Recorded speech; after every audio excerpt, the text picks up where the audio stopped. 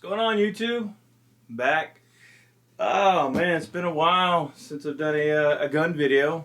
I think the last one I did was my AR pistol, I believe. But it's been a long time coming, time overdue. Just wanted to say before we get started with the video, for those who watch the, for my subscribers, I went on vacation and chronicled it through some videos. Unfortunately, I don't know what it is. It just every now and then when I upload my videos, the sound just goes nuts, and I'm sorry about that. I think those last 3 videos that I put up there on the last 3 days of vacation were really good, so I'm probably going to go ahead and take them down and try to re-upload them, and maybe the audio will be better. Like I said, maybe you guys can help me out on that. Somebody may have that issue or has had that issue before. Maybe there's something you found out about it or whatever. Because the video, when I replay it on the camcorder, it's fine, and then when I review it before I upload it, it's fine. So I don't know what the deal is. But anyways, appreciate you guys enduring those videos. I know they weren't probably very pleasing to a lot of people, but it was just something I just wanted to do. Anyways, also another reason why I haven't been doing any gun videos is, as most of you have watched my videos, you know by now that I work in the oil business, and unfortunately, for the last 11 months, 11 months, the price of oil has been significantly dropped, and I haven't actually had works for that long of a period of time. So it's been trying, to say the less. Not just because I can't say buy a gun, but some people may look at this and say, "Oh, well, woe's you! You can't buy a gun." That's not it. The savings are going down due to my everyday bills. But anyways. But I am a gun guy, so how do I am able to get guns nowadays? As well, the collection is not as big as it was a year ago. There is a gun that I wanted for the longest time. I just don't have the money, and it's not a cheap gun. So what I did is I went ahead and did some bartering and got rid of a few guns to get the money to buy this gun right here, the gun that we're fixing to unbox. As the title would say, it's a Tavor.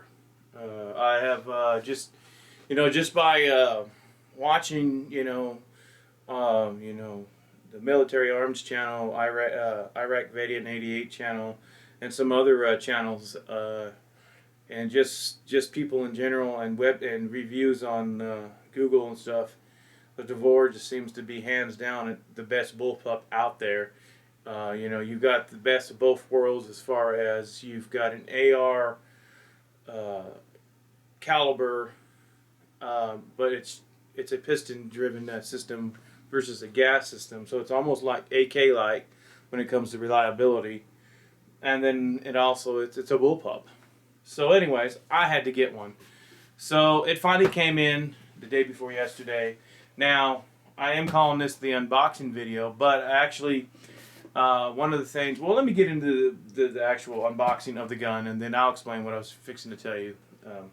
But anyways, it is literally new. I've not shot it or anything. I'm fixing to take it out to the range here later, and I'm just going to show just how cool it is, maybe do some grouping. So let's do the unboxing of the gun, and then let's go take it out and shoot it and see what it looks like at the range. So, alright, let's take a look at the gun.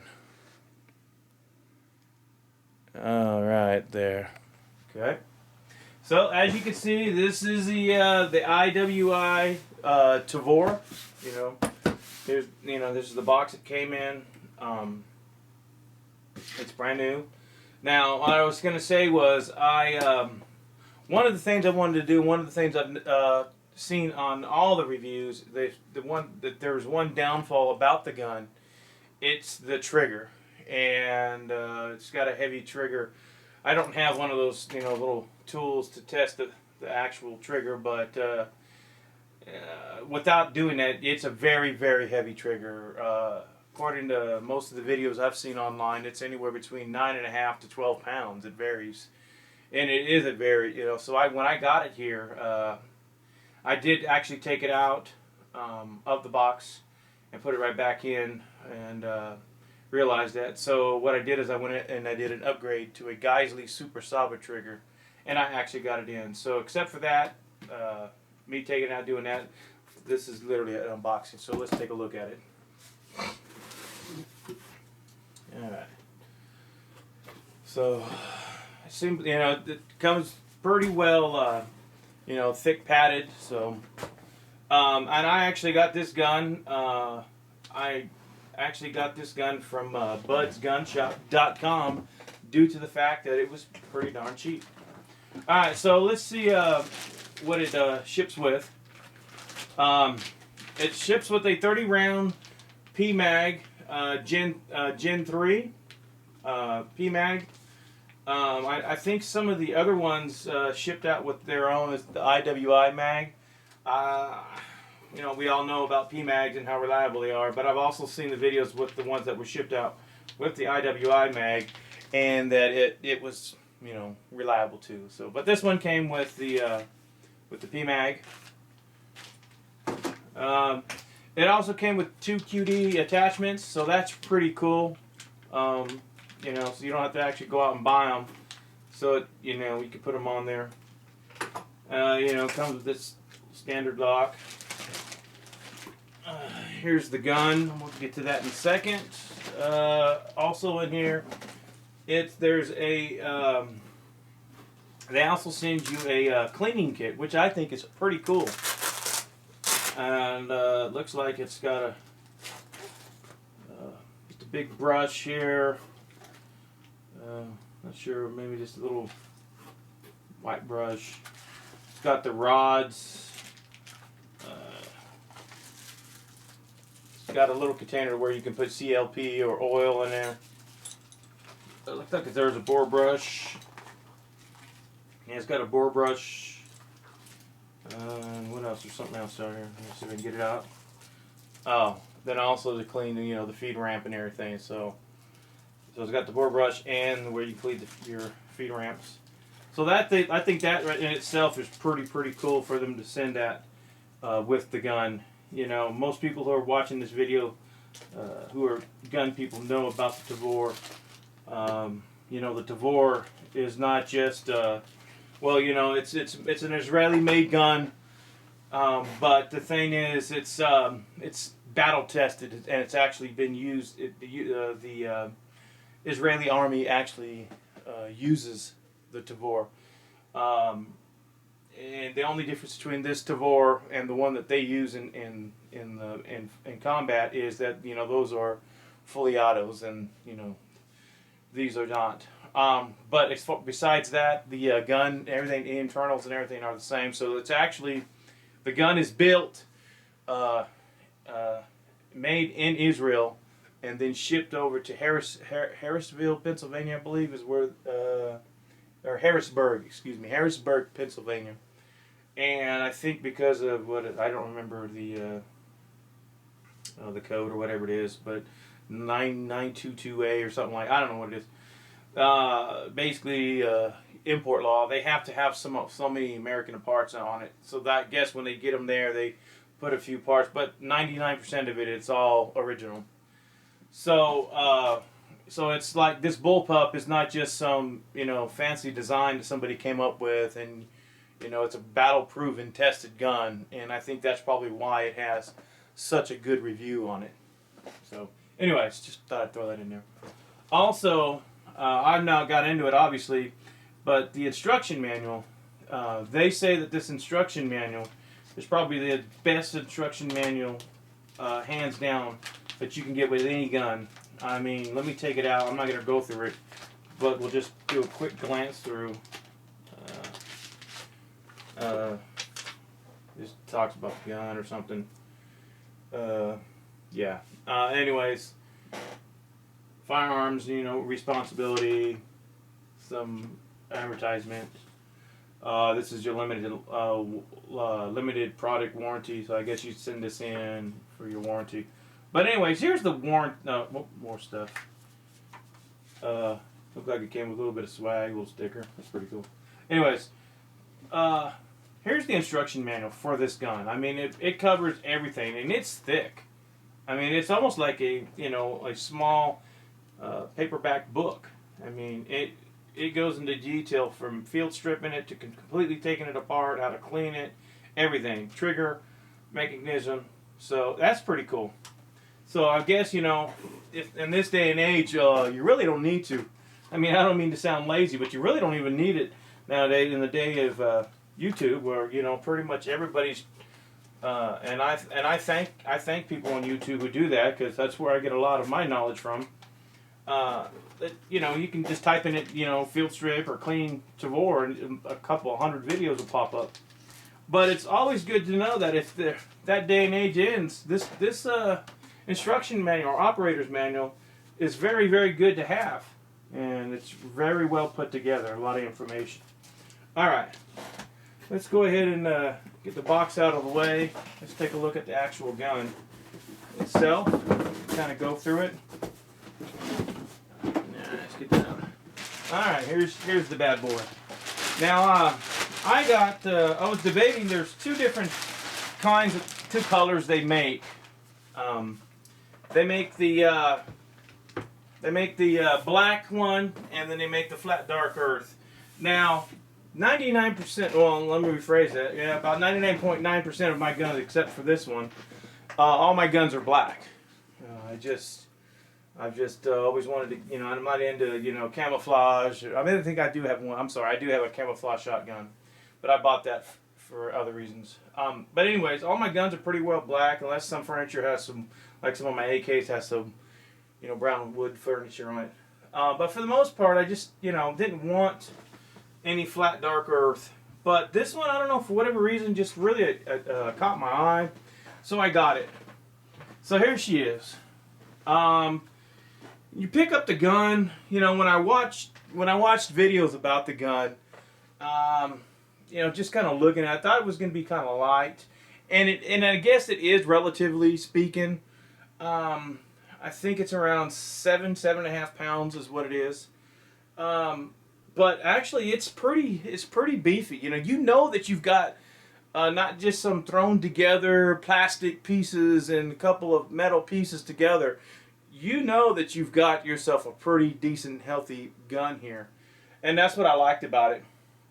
Kind of going over some of the features of the gun. I don't want to get into too much detail, but it's very, very, very easy to field strip as far as your basic field strip. Now, I know there's videos out there where if you really wanted to just kind of take it completely apart, more detailed stuff that you can do. But to do your basic field strip, just to clean it and stuff, it's very, very easy. There's two pins. There's one right here and one right there. Oh, I'm sorry. No, I'm taking that back. I'm sorry. There's one right here. I'm sorry. You push this pin, this butt pad will pop open, and you can pull out the whole bolt and bolt carrier action, the whole spring assembly and everything, all in one deal, and get to it all and clean it.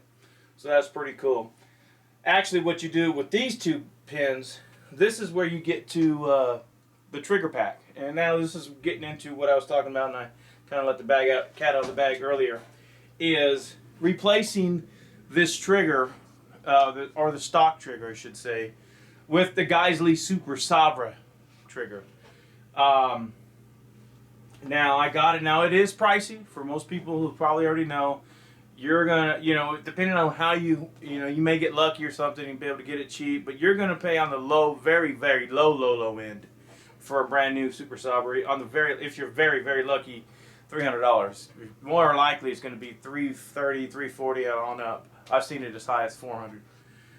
Very pricey trigger, but people who are into guns know Geisley, and so you're not just paying for the name; you're really paying for the reliability of the trigger.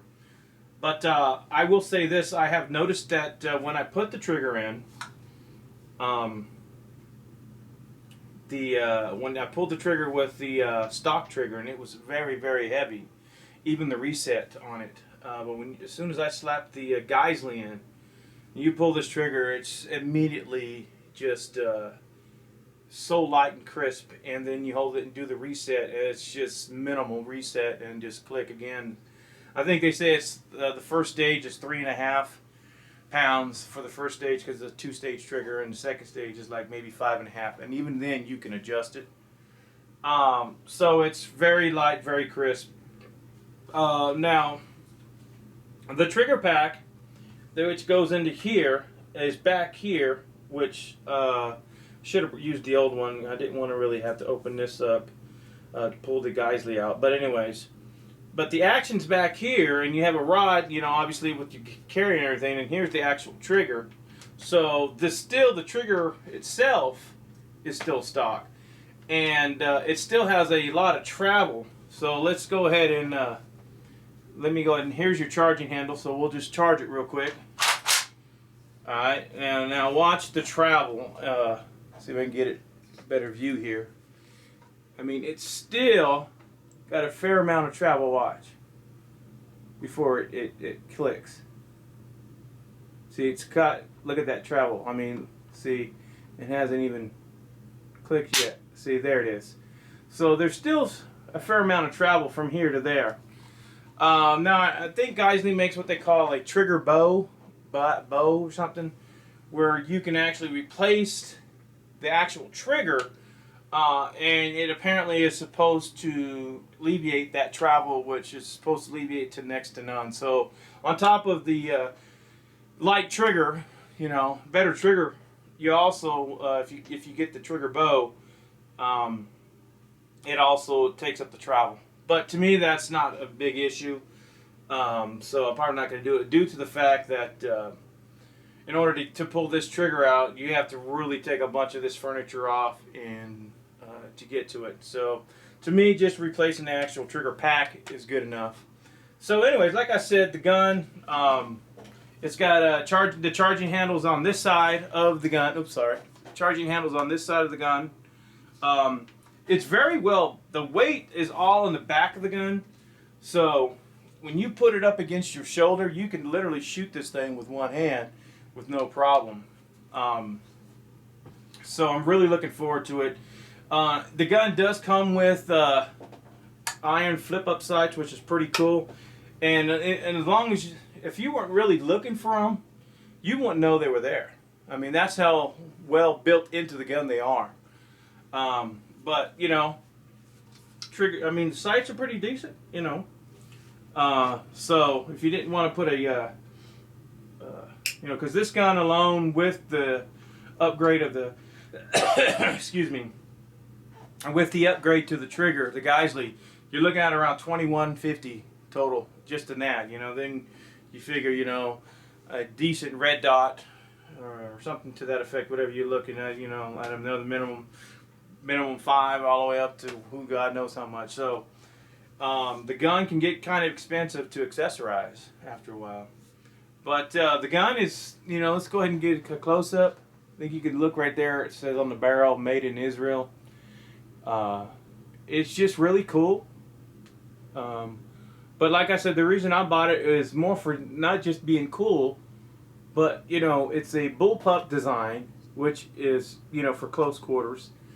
It's an AR platform, but it's got a AK operating system on the inside. So I mean, you got the best of both worlds: reliability and accuracy. With, you know, you're not giving up any accuracy. It's got like a 1 in 7 twist on the barrel. You still got that 16-inch barrel, so you won't lose any velocity, just as if you had your regular AR. I should have brought my other one out to go side by side in comparison, but you know, trust me when I say it's at least a 6 to 7 inch difference with an AR, regular stock AR, even with your buttstock all the way out. But also, you know, let's go ahead and just wanted to show you one more thing, and then I'll wrap this video up because I want to take it out real quick and excuse me, and shoot it. And like I said, all I Excuse me. All I'm going to do when we get out there is I just want to kind of, do a side profile of me shooting it, and then maybe do some downrange at, I don't know, 75, 50 yards, 100, something like that, and do the groupings and show you what it does. But, so, go ahead and put your mag in, and everything. Now, it's not ambidextrous as far as safety, but it is ambidextrous on the injector if you wanted to inject out if you're a left-handed shooter, but there's some work you would have to do in order to get it switched over. Safety is on the just the one side, but I think I've heard that you can swap it over also. But in order to here's your mag release right here. I've not seen one person yet talk about, because if you look at it, well, you can't see it with my hand, but here it is.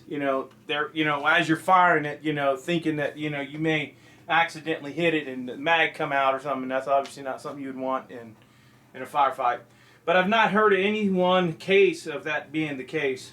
You got your mag release here, bolt release, and once you slap it out, once you slap the mag out and put another one in, literally all you have to do is just hit it with your arm right here and it'll close the bolt and you go back to firing. So anyways, so let's get this bad boy out to the range and let's put some down range and see how she runs.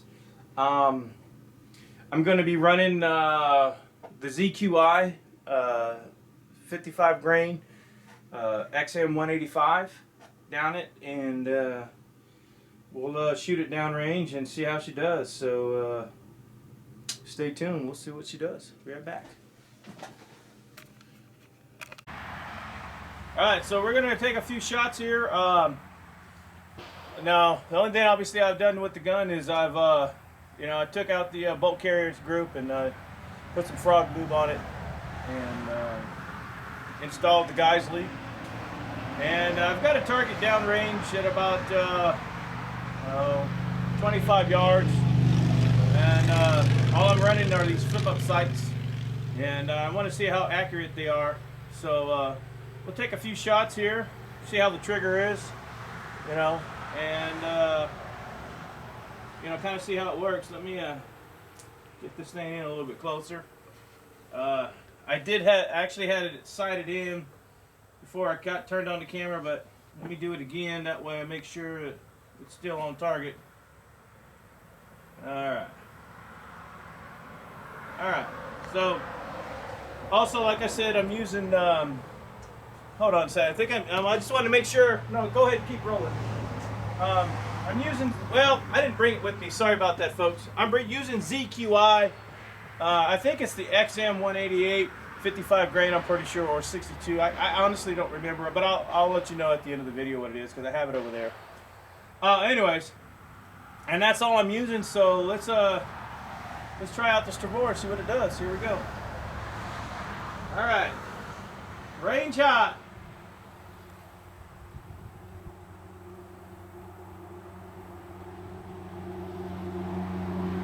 Oh. Range hot.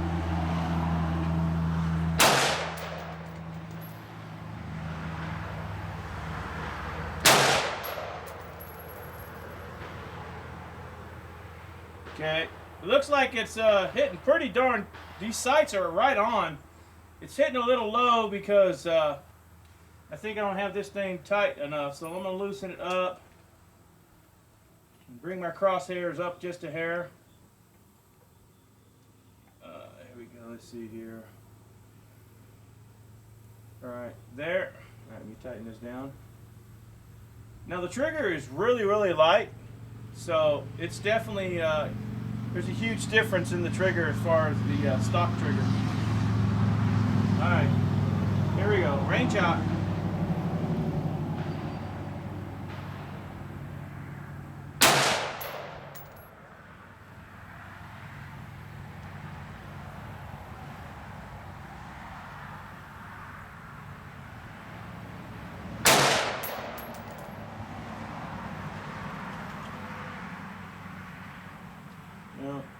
This thing keeps, I don't know why it keeps lowering, but it keeps lowering for some reason.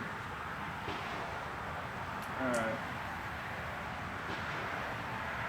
You know, this thing does, I will say this though, it is getting a little bit more kick. I don't know if it's the ammo, maybe it is, but it's got a little bit more kick than what I've seen on the on some of the videos. Alright, we'll go a couple more shots and then we'll change camera positions and kind of look down range.